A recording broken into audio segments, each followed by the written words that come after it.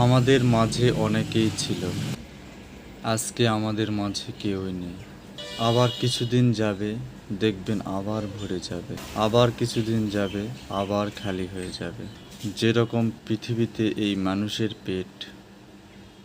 পেটে খাবার দিন ভরে যাবে, বাথরুম সারুন খালি হয়ে যাবে।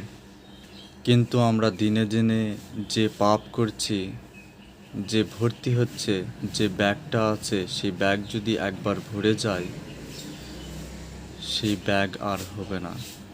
আর প্রতিটা ব্যক্তির জীবনে একটাই ব্যাগ পাওয়া যায়। এই ব্যাগ যদি একবার ভরে ফেটে যায়, তাহলেই শাস্তি পাওয়া। আমরা শাস্তি পেতে পেতে এতই নির্লজ্জ হয়ে গেছি যে টাকা ইনকাম করার জন্য এত খারাপ কাজ করছি পৃথিবীতে, যা